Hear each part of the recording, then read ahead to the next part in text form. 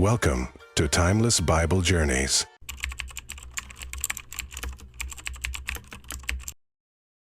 What if I told you there was a man who defied kings, commanded the weather, called down fire from the sky, and even left this world without ever tasting death?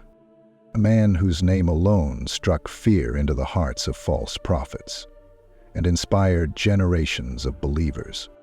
His name is Elijah. But who was he, really? A prophet? A miracle worker? A legend? Or something even greater?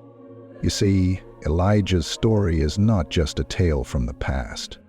It's a mystery that still unfolds today. He was more than just a man of faith. He was a force of nature, someone so in tune with divine power that some believe he never truly left. Think about it.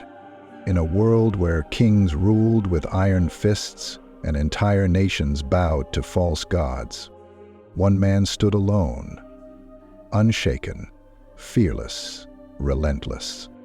He challenged the most powerful rulers of his time, stood against an entire system of corruption, and proved without a shadow of a doubt that the one true God still reigned supreme.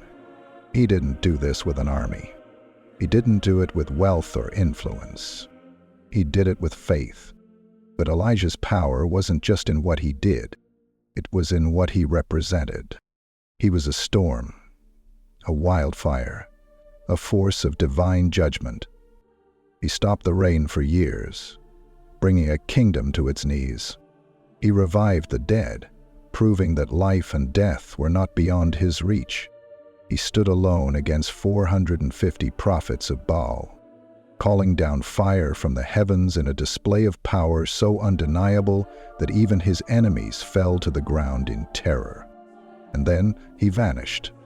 No funeral, no grave, no body. Just a whirlwind, a chariot of fire, and a man lifted into the heavens, never to be seen again. Or was he?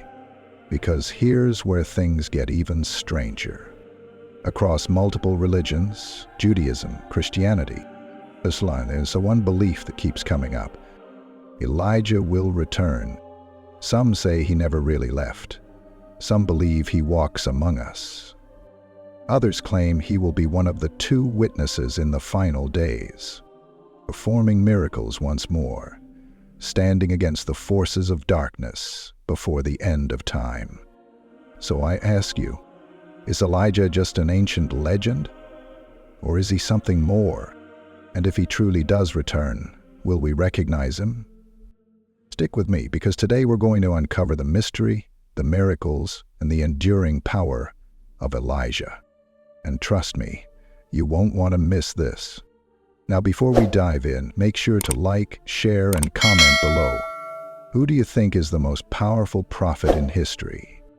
Let's talk about it.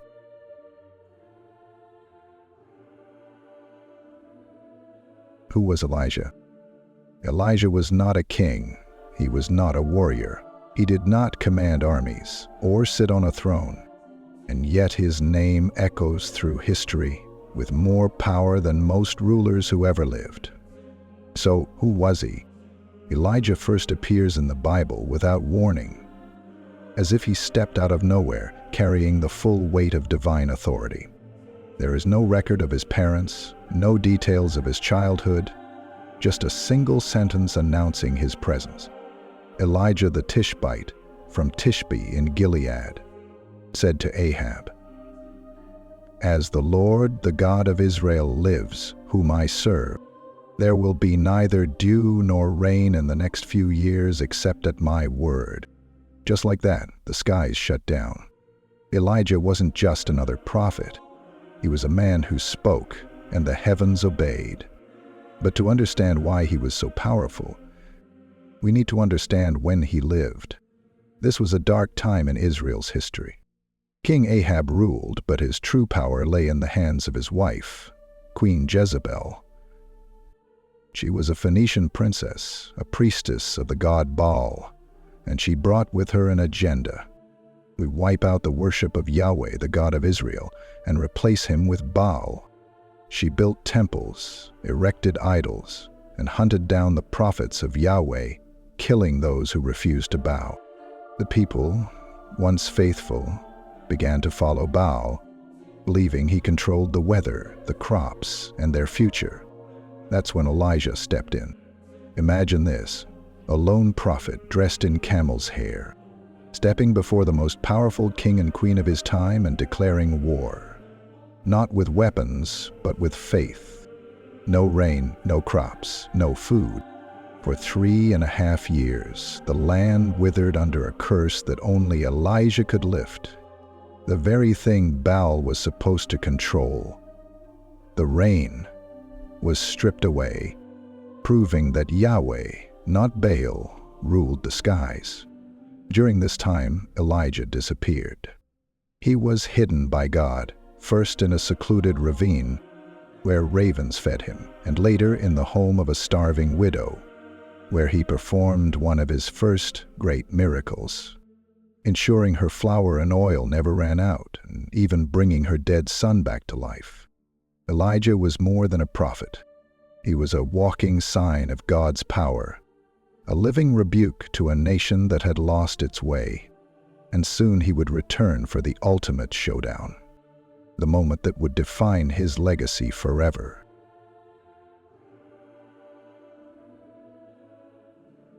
Elijah's greatest showdown, the battle on Mount Carmel. For 3.5 years, Israel suffered. No rain, no dew, the land was cracked and dry. Crops failed, livestock died. The people, once so sure that Baal, their new god, controlled the rain, were now desperate. And then, out of nowhere, Elijah returned. But he wasn't there to lift the drought just yet. He came back to settle the score. Elijah walked straight into King Ahab's court.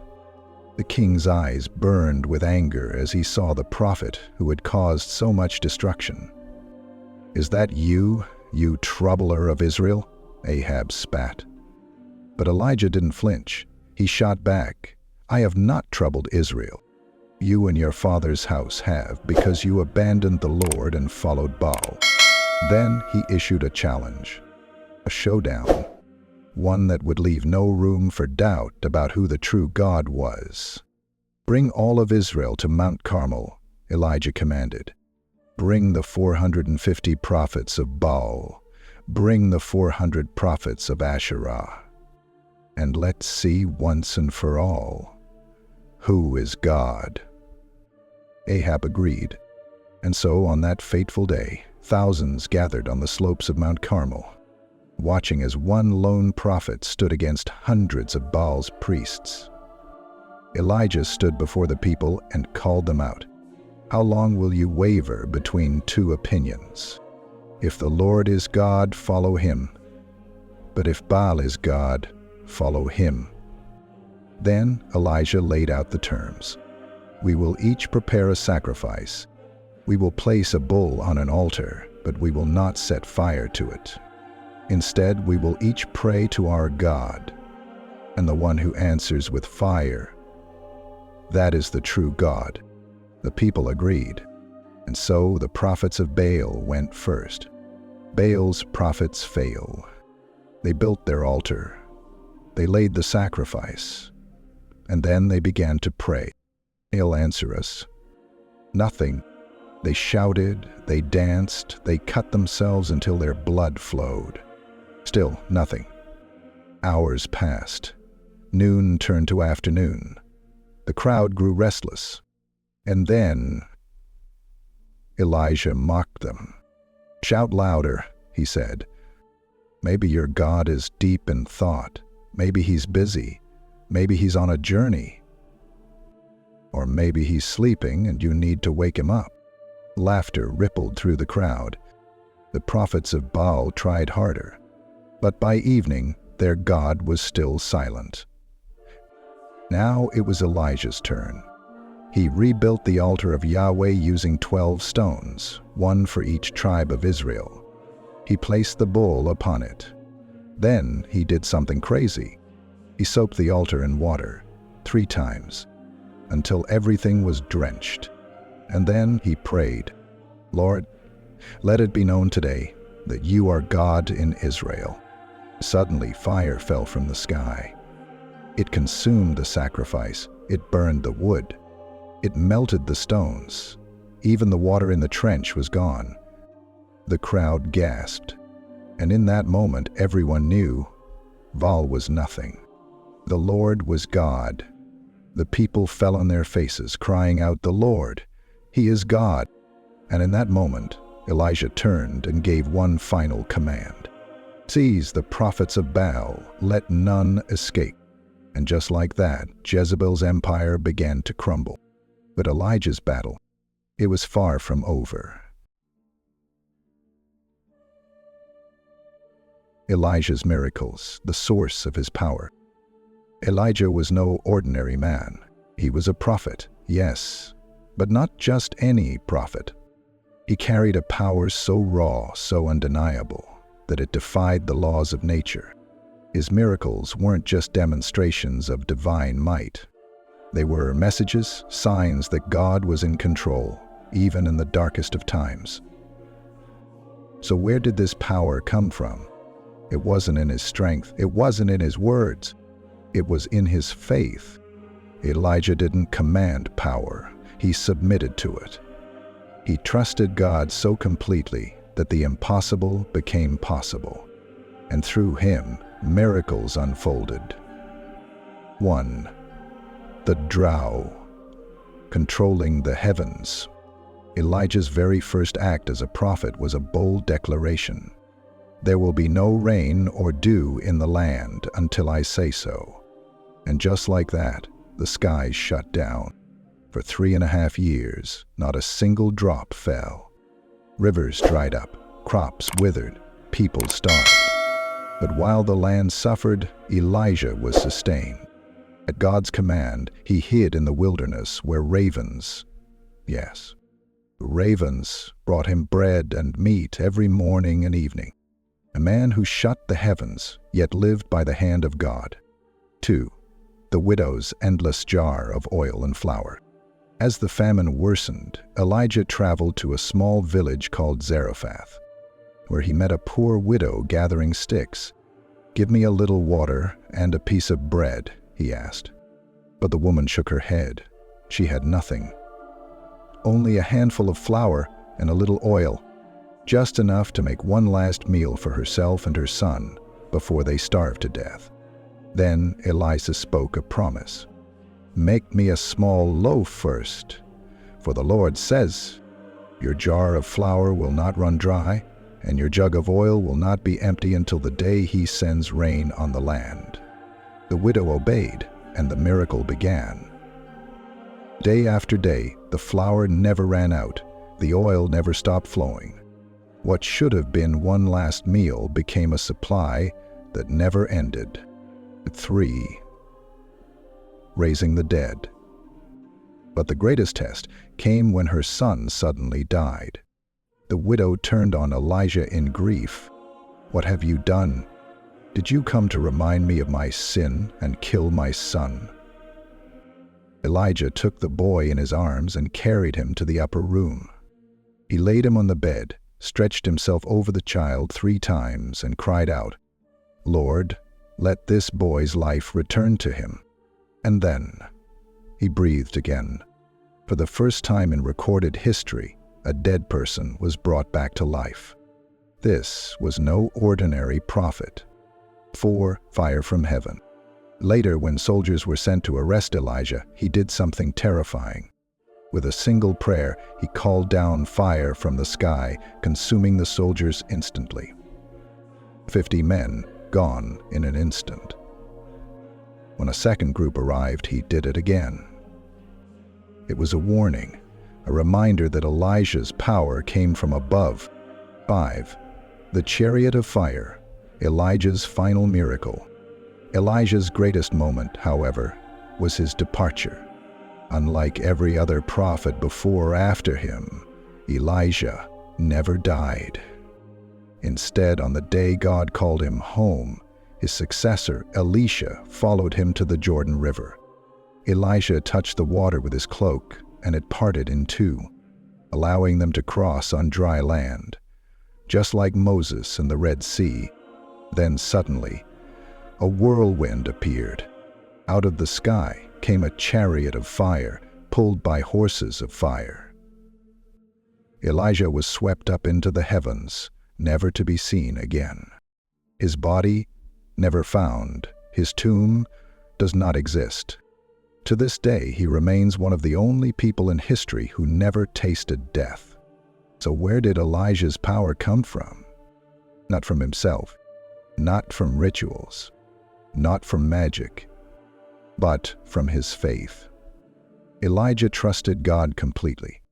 He walked in absolute obedience, without fear, without hesitation. And because of that, he became a vessel for some of the greatest miracles ever witnessed. But here's the real question. Did he ever truly leave?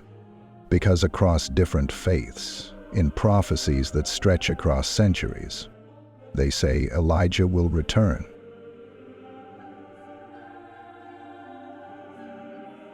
Elijah's return, why he still matters today. Elijah never died. He was not buried. No grave holds his body. No monument marks his resting place.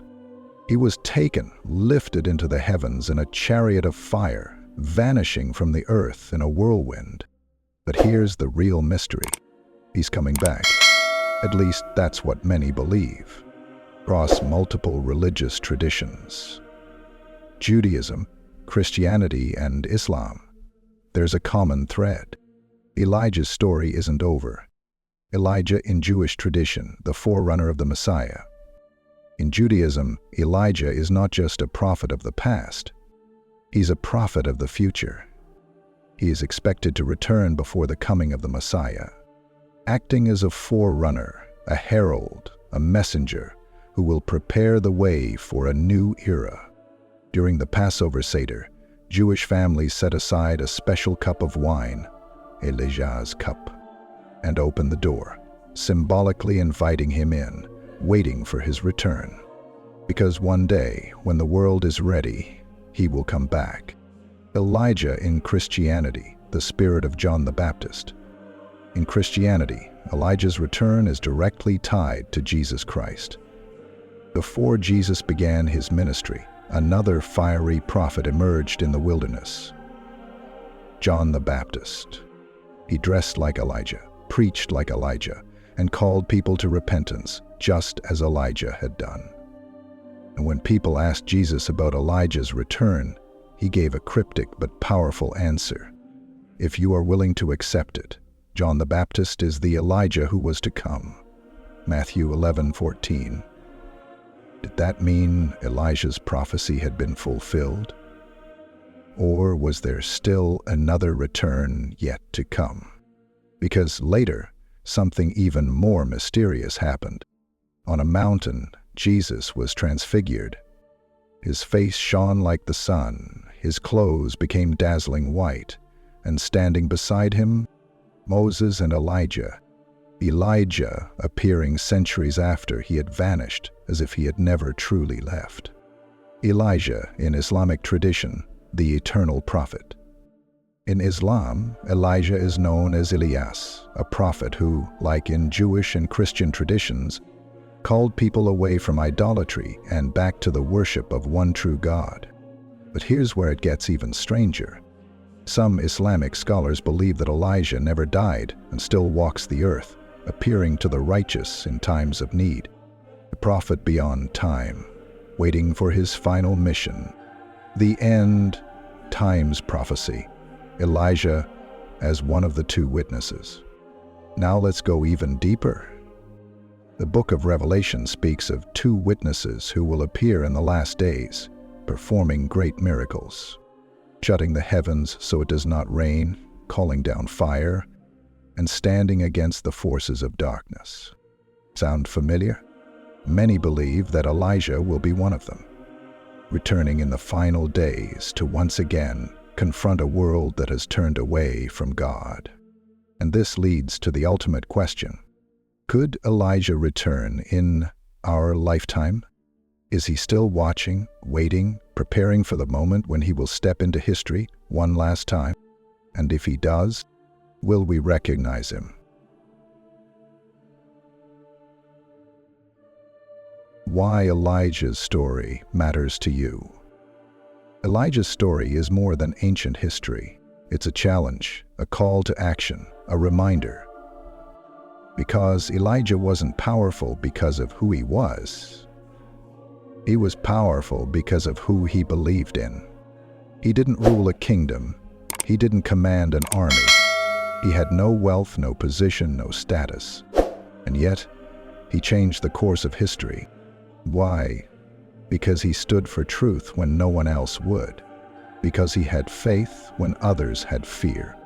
Because he trusted in a power greater than himself. And maybe that's why his story still echoes across time. Because the battle Elijah fought, the battle between truth and deception, between faith and fear, is still being fought today. The world still bows to false idols. Money, power, fame. People still waver, unsure of what to believe, afraid to stand alone. But Elijah's life teaches us one thing. One person with faith can change everything. So ask yourself, what do you stand for? What truth are you willing to fight for? If Elijah walked into our world today, what would he say? Because maybe, just maybe, Elijah's return isn't about a man appearing in fire. Maybe his return happens every time someone chooses faith over fear. Every time someone refuses to stay silent. Every time someone stands for truth, no matter the cost.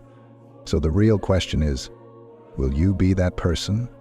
And if you love this story, don't forget to like, share, and subscribe for more deep dives into the mysteries of history, faith, and the supernatural. Until next time, stay curious, stay faithful, and keep searching for the fire